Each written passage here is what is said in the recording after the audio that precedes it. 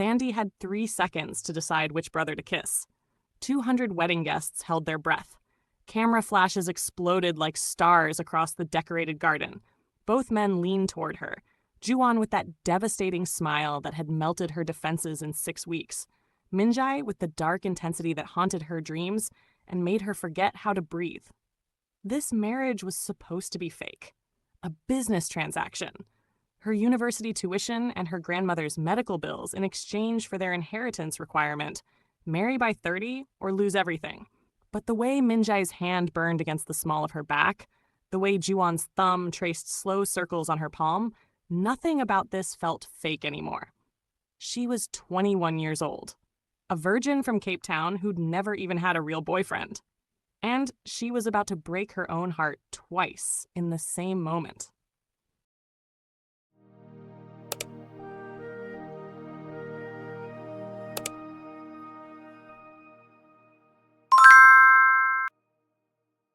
Three months earlier, Thandi had been standing in a glass-walled office in Seoul, her worn, secondhand backpack looking painfully out of place against the marble and chrome. The contract sat on the desk between her and 2 identical faces that belonged in a magazine, not in her suddenly too small reality. "Let me understand this correctly," she'd said, her South African accent thickening with disbelief. "You want me to marry both of you?" "Legally, just one of us," Ju-won had explained, leaning forward with an easy warmth that should have been reassuring, but somehow made her more nervous. "But we need the arrangement to appear real for our grandmother. She's traditional. She wants us both settled before she releases our inheritance." "We share everything," Min-jae had added, his voice colder, sharper. His dark eyes hadn't left her face since she'd walked in. The company, the estate, and now, apparently, a wife.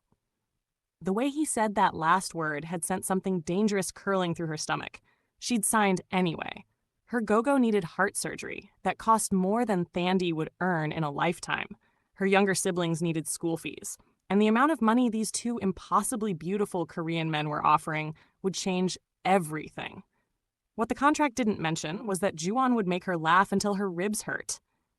Or that Min-jae would look at her, sometimes like she was the only real thing in his carefully controlled world. It definitely didn't mention that by week 5, she'd be lying awake at night, aching for both of them in ways that terrified her. The apartment they shared overlooked the Han River, all floor-to-ceiling windows and minimalist furniture that probably cost more than her family's house. Ju-won had carried her bags to a bedroom bigger than any space she'd ever called her own. "Your room," he'd said, setting her things down gently. "We're right across the hall if you need anything. Anything at all."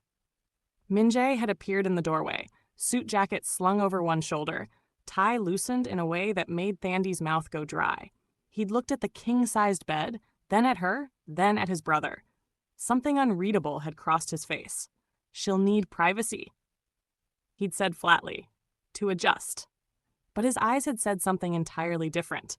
They'd traveled over her in a way that made her skin prickle with heat, lingering on her mouth, the curve of her neck, before he'd turned and walked away like she'd burned him. That first week felt like living in a fever dream. Ju-won cooked elaborate breakfasts and taught her Korean phrases, laughing when she massacred the pronunciation. He'd lean close to correct her mouth shape, his fingers ghosting over her jaw, and she'd forget what they were supposed to be practicing. Min-jae worked late, came home silent, and watched her from across rooms like he was solving an equation that kept giving him the wrong answer. Sometimes she'd catch him staring, and he'd look away so fast she wondered if she'd imagined it.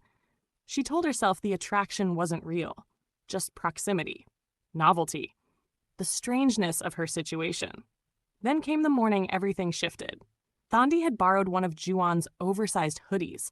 She hadn't brought enough warm clothes for a Korean winter, and worn it with sleep shorts to breakfast. She padded into the kitchen barefoot, still half asleep, and froze.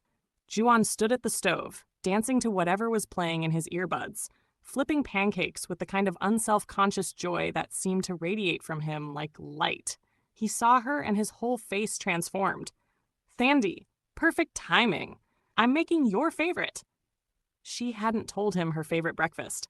He just noticed over 5 mornings, what made her smile. Min-jae sat at the breakfast table in a full three-piece suit, despite it being barely 7 in the morning, tablet in hand.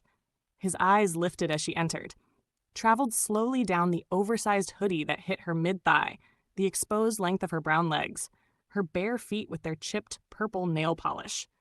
His jaw clenched. His grip on the tablet turned his knuckles white. The muscle in his cheek ticked like he was grinding his teeth. Then he stood abruptly, grabbed his briefcase, and walked out without a word. The apartment door closed with a decisive click that echoed through the sudden silence. "Don't mind him," Ju-won said, though his smile had dimmed. "He's always intense before board meetings." But Thandi had seen it.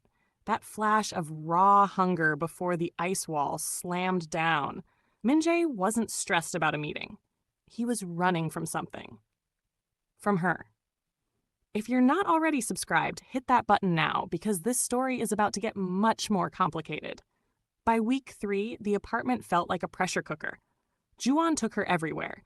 Shopping in Gangnam, where he'd hold up clothes against her and murmur, "beautiful" in 3 languages. Street food in Hongdae, where he'd feed her bites of tteokbokki and laugh when she teared up from the spice. Late-night walks along the river, where he'd point out constellations and stand so close she could feel his body heat. He held her hand in public, bought her flowers for no reason, called her beautiful in Korean and English and Josa he'd learned from a language app, his pronunciation terrible and endearing. Being with Ju-won felt like standing in sunlight after a lifetime of cold. Min-jae barely spoke to her beyond polite necessities, but she'd catch him watching. When she laughed at something Ju-won said, when she struggled with chopsticks and got frustrated, when she came out of the shower with damp curls and flushed cheeks, wrapped in a towel because she'd forgotten to grab clothes. He'd look at her like she was a flame, and he was trying not to get burned, then turn away so fast she wondered if she was losing her mind. Late at night, she'd hear him playing piano in the music room. Haunting melodies that made her chest ache with something she couldn't name. Sometimes, she'd stand in the hallway, forehead pressed to the cool wall, just listening and wondering what it would take to make him look at her without that wall in his eyes. She should have been falling for Ju-won. Sweet, attentive Ju-won who showed her affection as easily as breathing, who made her feel wanted and safe and cherished. So why did she spend so much time thinking about the cold one? The one who'd prepared her favorite rooibos tea without being asked. Who'd left a note in her textbook? "You studied enough?" Sleep. In sharp, precise handwriting. Who'd stood between her and an aggressive vendor at the market without saying a word, just stepping into the space like a shield until the man backed down. Then one Friday, a guy from her Korean language class asked her to coffee.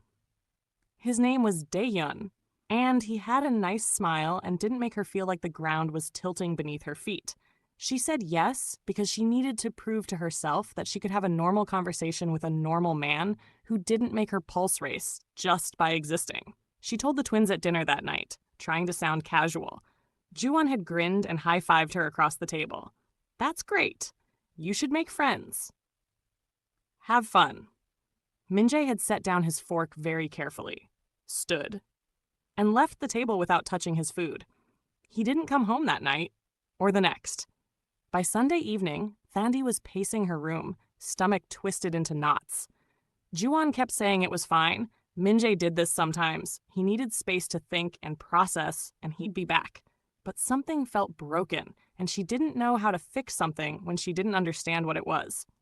The coffee with Dae-hyun had been nice. Normal. He'd talked about his studies and asked about Cape Town, and never once made her feel like she was drowning in intensity.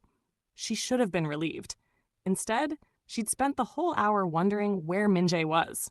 At 2 in the morning on Monday, she heard the apartment door open, heard Min-jae's uneven footsteps. Was he drunk?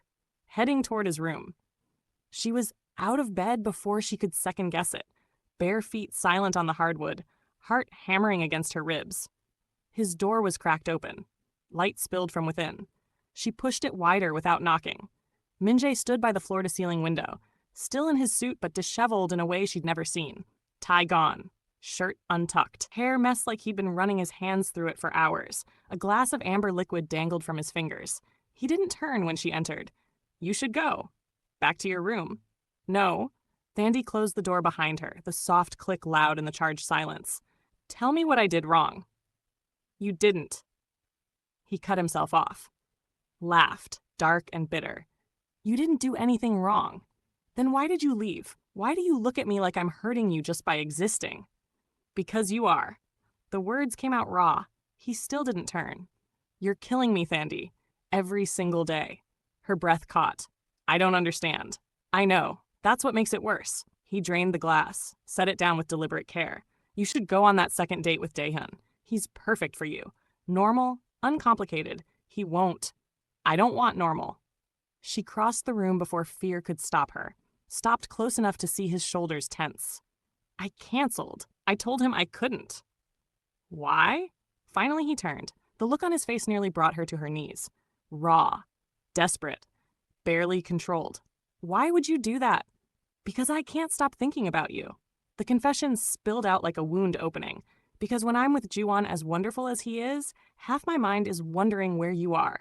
Because I hear you playing piano at 3 in the morning, and I want to come in, but I'm terrified you'll look at me with those cold eyes and I'll... She didn't get to finish. Min-jae closed the distance between them in 2 strides, his hands coming up to cup her face with a gentleness that contradicted the storm in his eyes.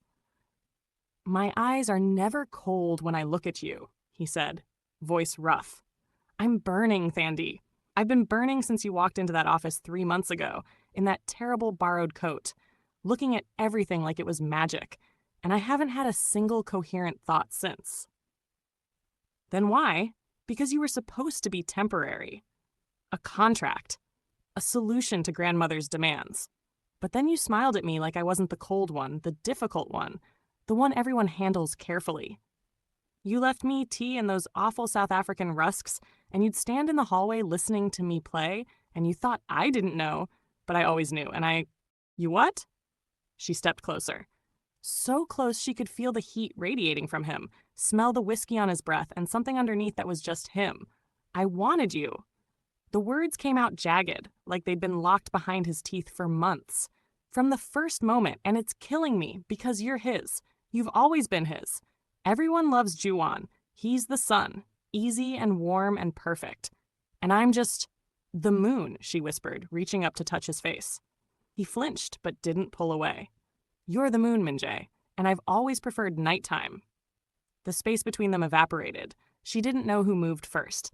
Suddenly his mouth was on hers, and nothing in her 21 years had prepared her for this. Juwon's kiss 2 weeks ago had been sweet. Gentle. A question asked softly. This was an answer. A demand. A claim.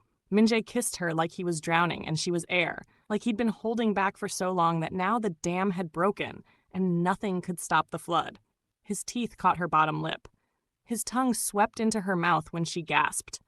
One hand slid into her hair, fisting the curls, angling her head exactly where he wanted it. The other hand gripped her waist, pulling her flush against him, and she could feel every hard line of his body through her thin pajamas. She'd never been kissed before Juwon. Had never been touched like this, like she was oxygen and water and everything necessary for survival. Her body didn't care about inexperience. It arched into Min-jae's touch, hands fisting in his shirt, a sound escaping her throat that made him groan against her mouth. Thandi, he breathed, pulling back just enough to look at her. His pupils were blown wide, chest heaving. We should stop. You don't. You haven't. Don't tell me what I want. She pulled him back down, and this time when their mouths met, it was even more desperate. His hands roamed her back, her sides, never quite crossing lines, but making her wish desperately that they would. Well? Juwon's voice from the doorway, quiet and careful. I guess we're doing this? Thandi jerked back, face flaming, but Min-jae's arms tightened around her for a moment before reluctantly releasing her. She turned to find Juwon leaning against the doorframe in sleep pants and nothing else, golden skin and soft eyes. He looked between them, Thandi's swollen lips, Min-jae's messed hair, the crackling tension thick enough to choke on. Then he smiled, that beautiful, devastating smile that had made her trust him from the beginning. But there was something else in it now, something heated and knowing. I wondered how long you'd hold out, he said to his brother. 3 months. Impressive. Juwon, Min-jae started, his voice rough. I'm not angry, Hyung. Ju-won pushed off the doorframe, stepped into the room, closed the door behind him with deliberate slowness. We talked about this possibility. We agreed. Thandi's head spun, still dizzy from the kiss, from Min-jae's taste on her tongue and the feel of his hands on her body. Agreed to what? That we'd share everything, Ju-won said simply. He crossed to them, movements languid and controlled, a predator who knew his prey wasn't running. We always have. Why would you be different? Her breath caught. Both of you? Both of us, Min-jae confirmed, his hands still resting on her waist, burning through cotton. We're twins, Thandi. We've never competed. We've never divided anything that mattered. Why would we start now? This is insane. But she didn't pull away. Couldn't. Her body was humming, hyper-aware of Min-jae at her back, and Ju-won now close enough that she could see gold flecks in his dark eyes. I haven't even. We know, Ju-won said gently. He reached out, tucked a curl behind her ear, his fingers lingering on her cheek. That's why we'll take care of you, both of us. If that's what you want, she should say no. Should run back to her room and call her mother and book a flight home and forget any of this ever happened. Should remember she was a good South African girl who went to church with her go-go and believed in one man and one woman, and certainly not whatever impossible thing they were suggesting. Instead, she heard herself whisper, I want it. I want both of you. The energy in the room shifted, sharpened, became something electric and dangerous. Ju-won's hand curved around her jaw, tilting her face up to his. His kiss was different than before, still sweet, but with an edge now. Purpose. Permission. His tongue traced the seam of her lips until she opened for him, and the slide of it made her knees weak. Min-jae's hands never left her waist. He pressed closer behind her, his chest solid against her back, his breath hot against her neck. You're trembling. I'm nervous, she admitted against Ju-won's mouth. Don't be. Min-jae's lips ghosted over her shoulder, her neck finding sensitive spots that made her gasp. We've got you. We'll always have you. They moved her toward the bed, slow, giving her time to protest, to change her mind, to run. She didn't. Couldn't. Her body was on fire, every nerve ending singing with want and need, and the overwhelming sensation of being desired by two men who looked at her like she was precious and powerful and everything they'd ever wanted. Ju-won sat on the edge of the massive bed, pulled her down to straddle his lap. The position put them at eye level, let her see the way his pupils dilated when her hips settled against his. Min-jae moved behind her on the bed, his presence a solid wall at her back. Tell us if you want to stop, Ju-won said, hands gentle on her hips, even as his body betrayed how much he wanted this. Anytime. For any reason. I will. Her voice shook, but her gaze was steady. But I don't want to stop. I want to know what this feels like. What you both feel like. What followed was a lesson in contrasts and contradictions. Ju-won's kisses were languid, thorough, exploring her mouth like he had all the time in the world. Min-jae's were hungry, possessive, claiming her like he was afraid she'd disappear if he loosened his grip. Ju-won's hands mapped her body like he was learning scripture, reverent and patient. Min-jae's gripped, squeezed, left marks she'd feel tomorrow and probably want to keep forever. When Ju-won's mouth traveled down her neck, Min-jae captured her lips. When Min-jae's teeth grazed her shoulder hard enough to make her gasp, Ju-won soothed the spot with his tongue. They worked together like a choreographed dance, anticipating each other's movements, ensuring she was never without touch, without heat, without the overwhelming sensation of being completely and utterly wanted. If you haven't subscribed yet, you should, because are about getting into the interesting part, and trust me, you don't want to miss it. Her pajama top disappeared. She didn't know whose hands removed it. Ju-won's shirt followed. Then Min-jae's. Skin against skin, a tangle of brown and golden limbs and rasping breaths and whispered words in 3 languages. You're so beautiful, Ju-won murmured against her collarbone, his hands spanning her ribcage, thumbs brushing the underside of her breasts through her bra. So perfect. How did we get this lucky? Mine, Min-jae growled into her ear, his hands sliding down her sides, gripping her hips hard enough to bruise. Say it. Ours, Ju-won corrected, nipping at her jaw. Say your ours, Thandi. Yours, she gasped, arching between them as Ju-won's mouth found the sensitive spot where her neck met her shoulder, and Min-jae's hands slid lower, teasing. Both of yours. Always. They took their time, learned what made her arch and moan, what made her whimper and dig her nails into shoulders and whisper their names like prayers. Juwon was patient, coaxing pleasure from her in gentle waves, praising every reaction. Minjae was intense, demanding, pushing her higher until she thought she'd shatter from the pleasure of it. When Juwon's hands slid between her legs, still over her shorts but applying perfect pressure, and Minjae's mouth closed over the sensitive skin of her neck while his hand cupped her breast, Thandi broke. She'd never felt anything like it. Pleasure crashing through her in waves that left her gasping and shaking and clinging to them both like they were the only solid things in a spinning world. After, they didn't let her go.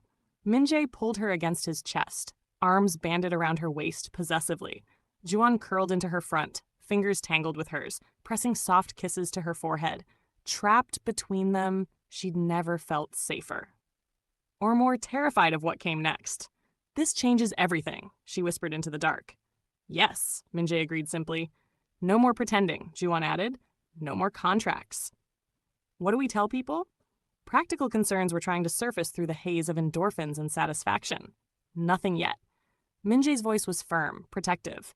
"This is ours. Let the world think what it wants." "Grandmother's gonna know something changed," Juwon pointed out. "Let her." Minjae's arms tightened. "I don't care. Not anymore." Thandi lay between them, their heartbeats steady against her back and chest, and tried to process what had just happened. She'd come to Korea for money, for a fake marriage that would save her family, for a business transaction that had seemed cold and simple on paper. Instead, she'd fallen in love.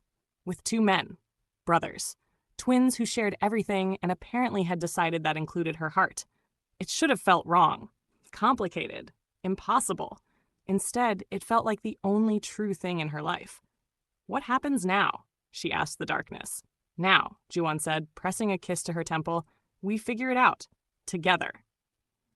"All three of us," Minjae added, his breath warm against her neck. And lying there, wrapped in their arms, Thandi chose to believe them. Chose to believe that love didn't have to look like what everyone else said it should. Chose to believe that her heart was big enough for both of them. She just hoped the world would let them keep this impossible, perfect thing they were building. Because the wedding was in 3 weeks. And soon, everyone would be watching. The next morning arrived too bright and too early. Thandi woke to find herself alone in Minjae's bed. The sheets cool where two warm bodies had been. Panic fluttered in her chest. Had they regretted it? Had she dreamed the whole impossible night? Then she smelled coffee and heard voices from the kitchen. Male voices speaking rapid Korean, too fast for her to follow. She pulled on Minjae's shirt from the floor. It fell to mid-thigh and smelled like him, and patted out on unsteady legs. They were both at the kitchen counter. Juwon was making his signature pancakes, but the usual joy was missing from his movements. Minjae leaned against the counter with a coffee mug between his face, that careful mask of control she'd thought was gone forever. They stopped talking the instant she appeared. "Good morning," she said carefully, suddenly feeling like an intruder in a space that had felt like home 12 hours ago. Juwon's smile was gentle but strained. "Morning. I made your favorite." "We need to talk," Minjae said at the same time. Her stomach dropped. "This is the part where you tell me last night was a mistake." "No." Juwon crossed to her immediately, took her hands. "Never. Last night was everything," Minjae finished. He set down his mug.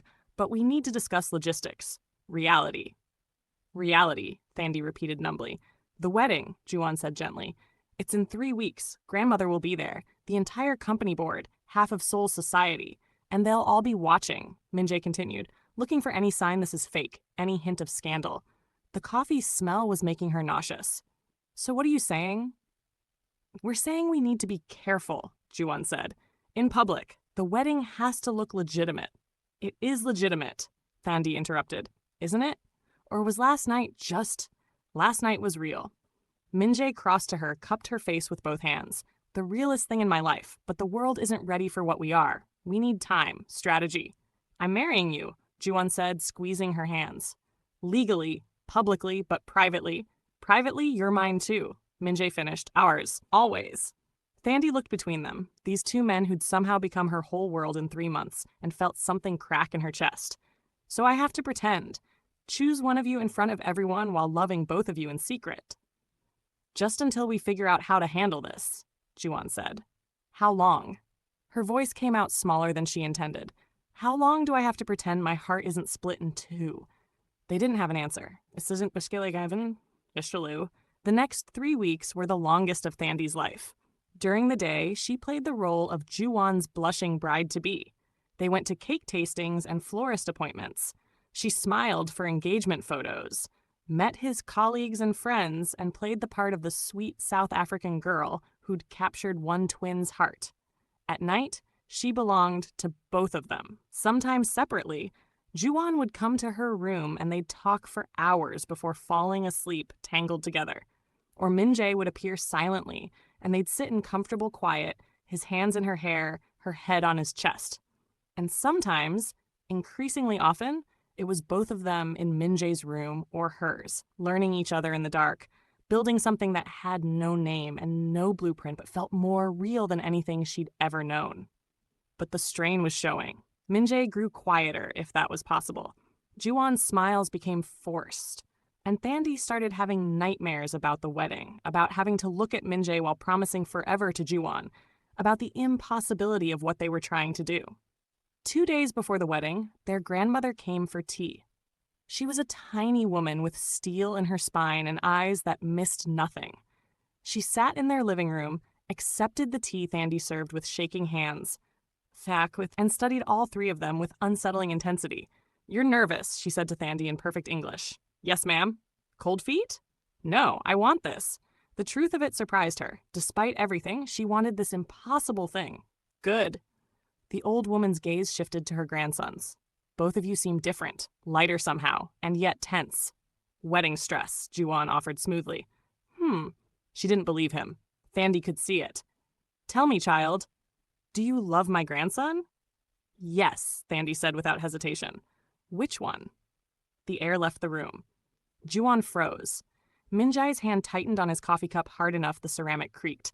Thandi looked at this tiny, terrifying woman and made a choice.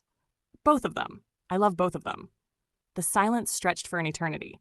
Then their grandmother smiled. Actually smiled. "Good. It's about time someone did." She left 20 minutes later, but not before pulling Thandi aside. "My grandsons have always shared everything. Even as babies, they'd cry if you separated them.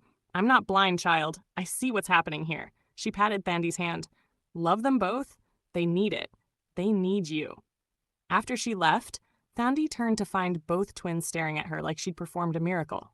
"Did that just happen?" Juwon asked. "She knows," Min-jae said, something like wonder in his voice. "And she's okay with it." "One person is okay with it," Thandi said. "What about everyone else?" That night, 12 hours before the wedding, Thandi couldn't sleep. She stood on the balcony overlooking Seoul, wrapped in a blanket, and tried to imagine tomorrow. Walking down an aisle toward Juwon while Min-jae watched from the side. Saying vows that were both true and false. Beginning a life that would require constant lies and careful management. She didn't hear him approach.